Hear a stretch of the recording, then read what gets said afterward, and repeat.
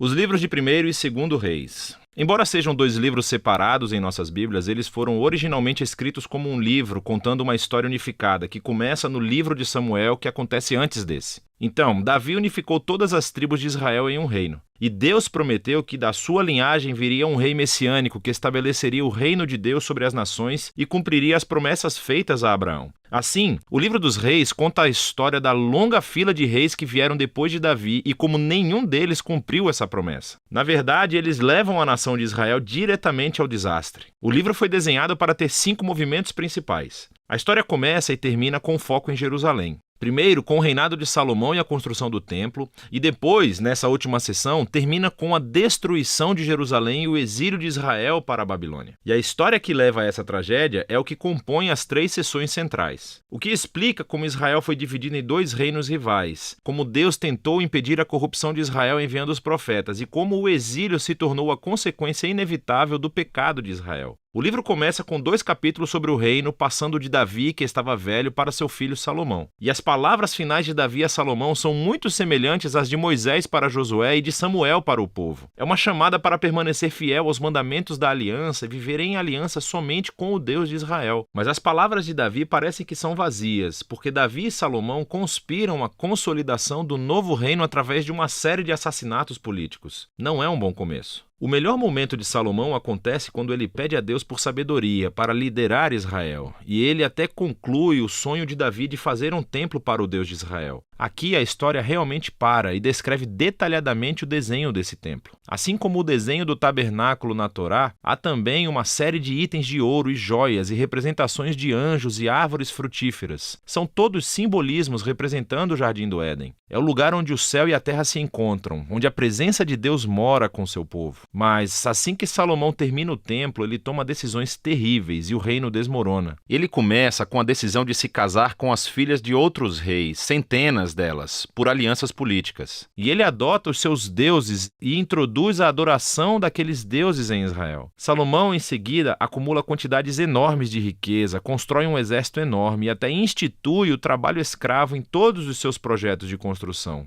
Agora, se você voltar para a Torá e olhar as diretrizes de Deus para os reis de Israel em Deuteronômio 17, Salomão está quebrando todas elas. No momento em que ele morre, Salomão se parece mais com Faraó, o rei do Egito, do que com seu pai Davi. A próxima seção do livro começa com o filho de Salomão, Roboão, agindo exatamente como seu pai. E é uma história muito triste de ganância e desejo de poder. Ele tenta aumentar os impostos para o trabalho escravo. E sob a liderança de Jeroboão, as tribos do norte rejeitam essa ideia, rebelam-se e se separam e formam seu próprio reino rival. Agora, na história, você tem o reino do sul, Judá, centrado em Jerusalém, com os reis da linhagem de Davi. E esse novo reino do norte, chamado Israel, cuja capital, eventualmente, será Samaria. Jeroboão também constrói 2 novos templos para competir com o templo de Salomão no sul. Ele coloca um bezerro de ouro em cada um para representar o Deus de Israel. A conexão com o Êxodo 32 e o bezerro de ouro é bastante explícita. A partir desse ponto, a história vai e volta de norte a sul, traçando o destino de ambos os reinos. Cada um teve cerca de 20 reis sucessivos, e à medida que o autor apresenta cada rei, ele avalia o seu reinado através de alguns critérios. Eles adoravam somente o Deus de Israel ou instituíam adoração a outros deuses? Eles confrontaram a idolatria que existia entre o povo, e eles permaneceram fiéis à aliança que fizeram com Davi ou se tornaram corruptos e injustos. E de acordo com esses critérios, o autor não encontra bons reis no norte de Israel, 0 de 20. E então, no sul de Judá, apenas 8 dos 20 recebem uma classificação positiva, o que conecta ao outro grande propósito deste livro. E esse é o de introduzir a função dos profetas, figuras-chave na história de Israel.